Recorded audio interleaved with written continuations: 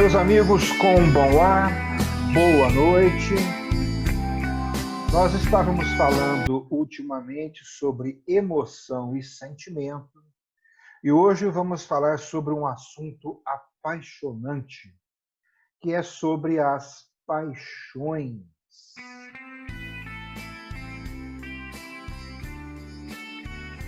E a gente vai iniciar falando sobre a natureza da paixão. A paixão pode definir-se por comparação com a inclinação.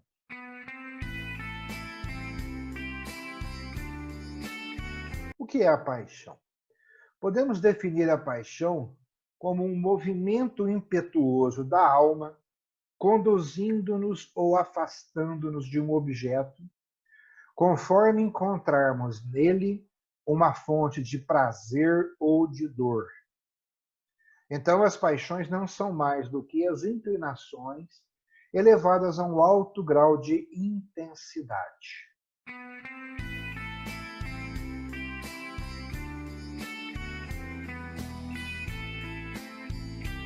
E aí temos que falar de inclinação e paixão.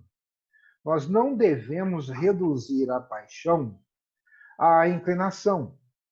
A inclinação resulta imediatamente da natureza e é inata, como o instinto que ela manifesta, enquanto que a paixão é adquirida, na proporção em que acrescenta à inclinação de que procede uma intensidade e uma veemência que são mais ou menos obra nossa. Além disso, a inclinação é permanente como a própria natureza, enquanto que a paixão tem o caráter de uma crise. Enfim, as inclinações se equilibram mutuamente, enquanto que a paixão é exclusiva e rompe o equilíbrio em seu proveito.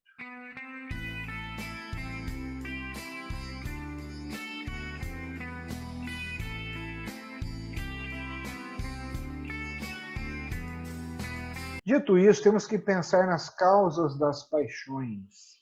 As causas das paixões podem ser fisiológicas ou psicológicas.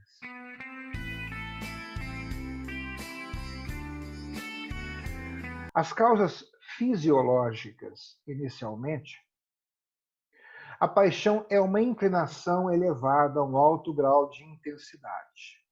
Acabamos de falar sobre isso. Então, as inclinações se apoiam imediatamente na natureza.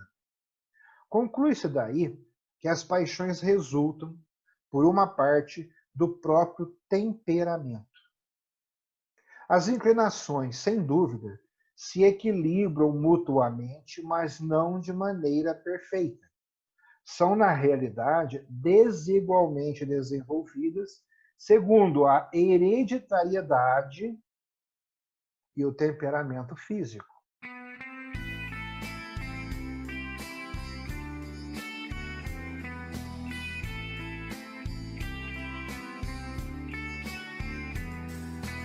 Se dermos mais exercício às inclinações predominantes, estaremos no caminho das paixões.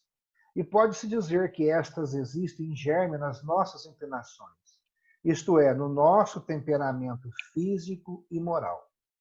Este germe pode crescer sob a influência das circunstâncias exteriores, tais como a educação, os exemplos, as frequências. Em geral, a paixão nasce lentamente e as causas psicológicas intervêm em todo o seu desenvolvimento.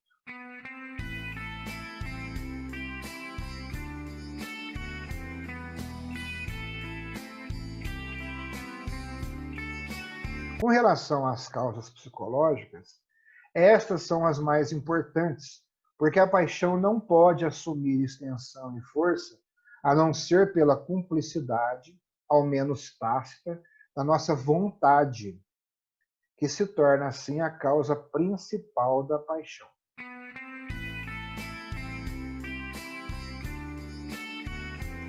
E quais são os efeitos das paixões? Esses efeitos interessam a inteligência e a vontade.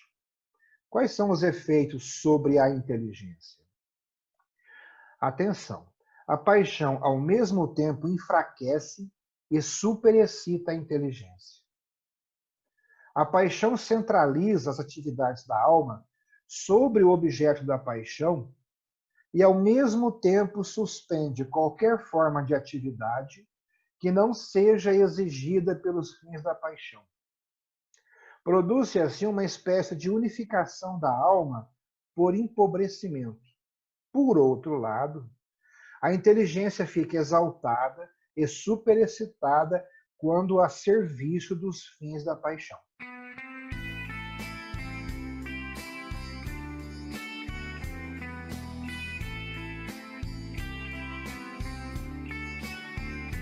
Uma pessoa apaixonada realiza muitas vezes prodígios de engenhosidade.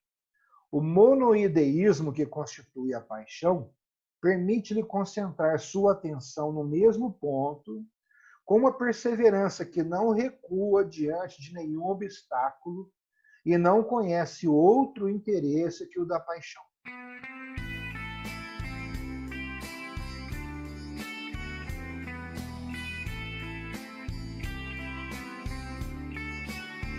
Alguém poderia se perguntar: o que é monoideísmo? É um estado psicológico em que prevalece uma única ideia ou uma só ordem de associação mental. A pessoa acorda pensando naquilo, passa o dia todo pensando naquilo, deita pensando naquilo, sonha com aquilo, tem pesadelos sobre aquilo. Não me perguntem o que é aquilo.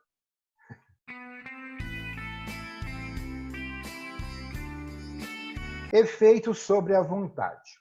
O que se verifica com a inteligência se aplica também à vontade. A paixão pode exaltar a energia da alma. É o caso daquilo que chamamos de paixões nobres. Ela pode também roubar à vontade toda espécie de autonomia e fazer dela uma verdadeira escrava, pronta a todas as fraquezas e, por vezes, até mesmo ao crime.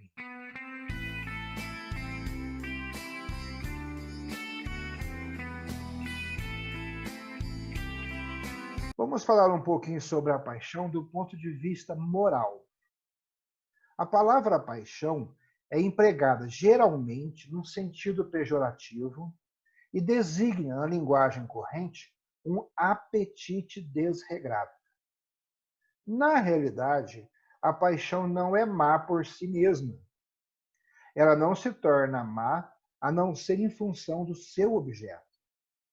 Existem paixões nobres: a paixão da verdade, a paixão da caridade, a paixão pelo conhecimento, entre outros. Estes, em certo sentido, são todos apaixonados.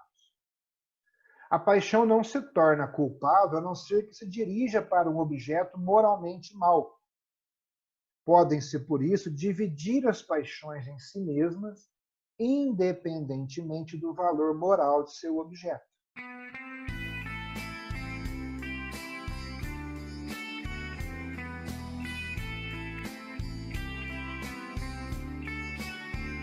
E aí nós caímos na classificação das paixões. As paixões podem dividir-se como as inclinações, de tal forma que a cada inclinação corresponda uma paixão. Contudo, todas as paixões podem ser reduzidas ao amor e ao ódio. E o próprio ódio pode reduzir-se ao amor, pois o ódio de um objeto não aparece senão pelo amor que se tem por outro que lhe é contrário.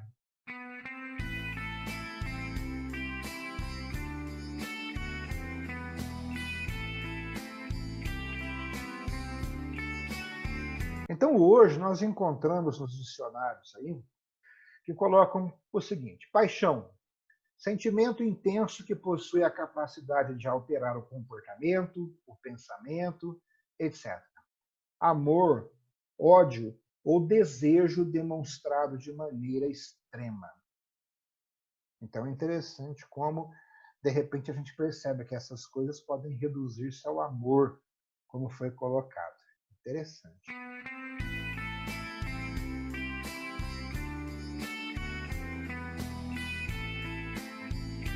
Uma outra curiosidade, tem 62 sinônimos de paixão para 8 sentidos da palavra.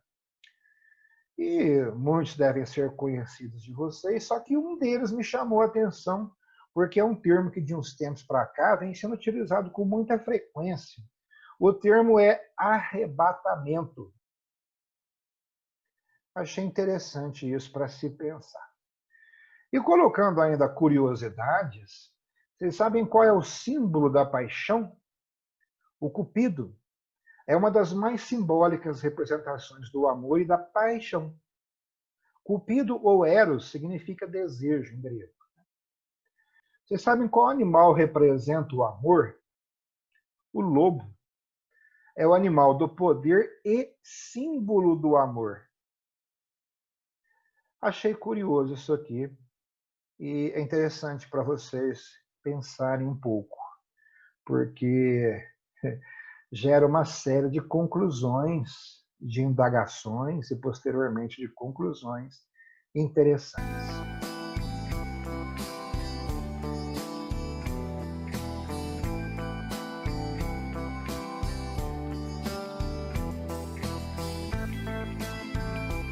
Bom, paramos por aqui. Vamos usufruir daquilo que foi conversado hoje. Desejo a todos uma boa noite, uma vida longa e próspera, muita saúde, muita paciência e perseverança. Um grande abraço, meus amigos. Boa noite, Han. Boa noite. Boa noite. Boa noite. Tchau, tchau.